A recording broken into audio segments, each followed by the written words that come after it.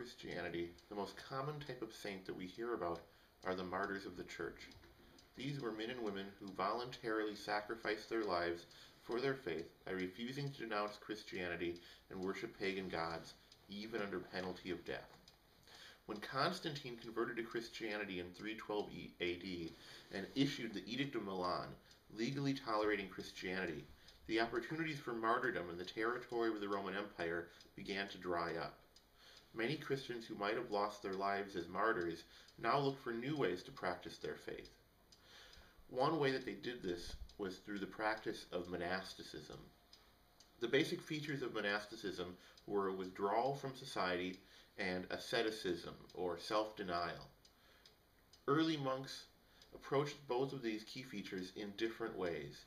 Some withdrew completely from the companies of other men, becoming hermits living in the desert.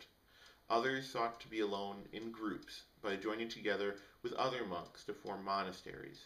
And some embraced extreme forms of asceticism that would become legendary. Today I want to talk about two of the early founders of monasticism, St. Simeon Stylites and St. Benedict of Nursia. Both embraced monasticism, but did so in radically different ways. In many regards, these two monks represent the two very different extremes of early monastic life. St. Simeon Stylites was born around 390 AD in the eastern part of the Roman Empire in the Roman province of Syria. The city where he was born, Sis, is now located in southern Turkey. He was raised as a Christian and had decided to become a monk when he was a teenager. He very early on got a reputation for living a life of prayer and fasting and self-mortification. In fact, this got him into trouble with other monks.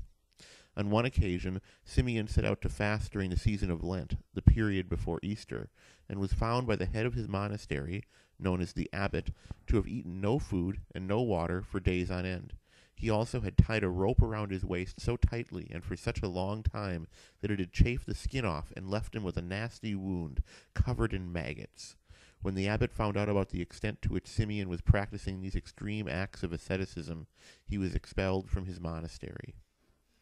Simeon decided to go live as a hermit in the desert, but he could never find the peace and solitude he desperately wanted. People from neighboring villages heard about his great holiness, and they came to him begging him to pray for their problems and for their communities. Simeon would try to ignore them, try to hide from them, but they always found him again. Finally, Simeon decided that since he couldn't escape by running, he would escape by climbing. He found the ruins of a pillar in the desert and decided to spend the rest of his life on top of that pillar. His first pillar was about 12 feet off the ground. As time went on, his followers built him larger and larger pillars, his last pillar being about 45 feet off the ground. On top of the pillar, he had a square platform about 3 feet on each side. He would spend the next 37 years living atop his pillar. His name, Simeon Stylites, in fact means Simeon the Pillar Sitter. His pillar provided him with the solitude that he so earnestly desired.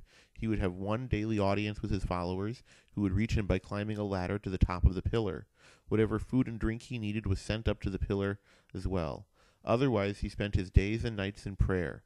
He would famously try and stand at all times, even having a pole installed on his pillar so that he could tie himself to when he got tired, lest he lay down. Emperors and bishops all treated Simeon with a great deal of respect. On more than one occasion he was called to settle disputes within the church, and letters that he wrote were treasured and passed down in the churches in Syria down to this day.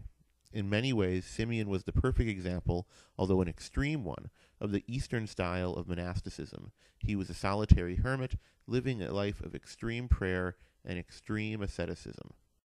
St. Benedict of Nursia lived about a century after St. Simeon Stylites, and he was a resident of the western half of the Roman Empire, in Italy. He was born to a noble Roman family, but left his life of leisure and scholarship to become a monk. His monastic career began with him spending 3 years living as a hermit. Word of his holiness spread, however, and he was asked to take over the running of a local monastery. He became the abbot of the monastery, but quickly ran into trouble when it became apparent that he had a very different outlook on monastic life than some of the monks in the monastery had. Apparently, Benedict tried to correct some of the abuses he found in the monastery, and it led to multiple attempts on his life. Pious legend has it that the monks first tried to poison his cup, but when he said a blessing over the drink, the cup exploded. Later they tried to poison his food, but when he said a blessing over the food, a raven flew in and stole the poisoned loaf of bread. Either way, it was clear that Benedict wasn't working out as the abbot of that monastery, so he went back to being a hermit. Later on, though, he would found his own monasteries, including the most famous at Monte Cassino in Italy. He is probably best known today for the rules he drew up for these new monasteries, which is called the Rule of St. Benedict. Unlike the extreme asceticism of St. Simeon Stylites, St. Benedict's rule is rather moderate. It calls for monks to practice moderation in what they eat, but allows them 2 meals a day, whereas a more extreme form of monasticism might have allowed them only 1, or even less. The key features of Benedict's monasticism were moderation, prayer, and work.